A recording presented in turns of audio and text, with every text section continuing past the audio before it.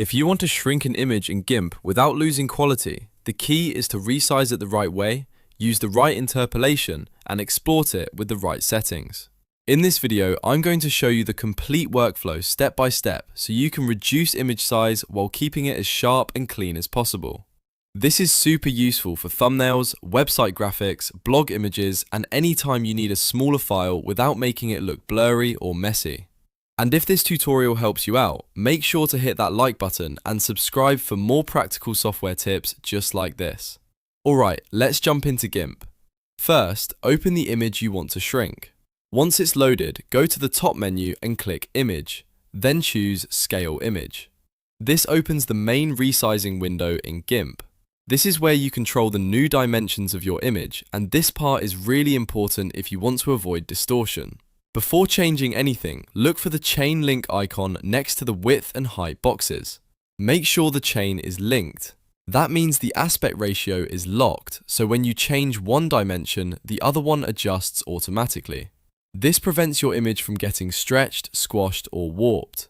Now decide whether you want to resize by pixels or by percentage.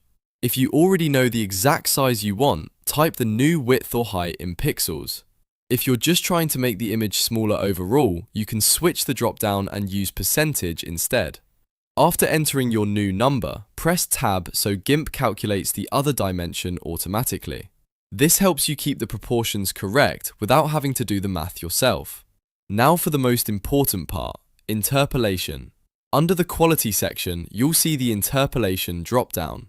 This setting controls how Gimp rebuilds the image when it removes pixels during downscaling.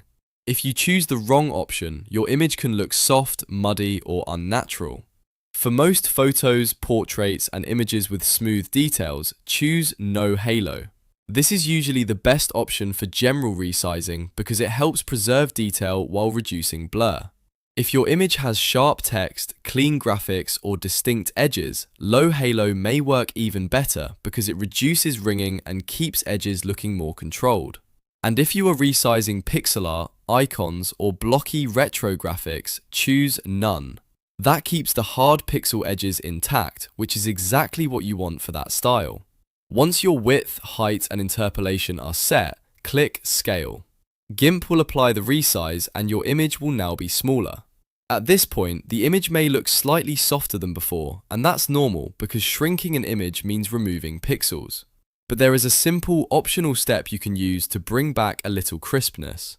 Go to Filters, then Enhance, then Sharpen, and choose Unsharp Mask. Use this carefully. You do not want to overdo it.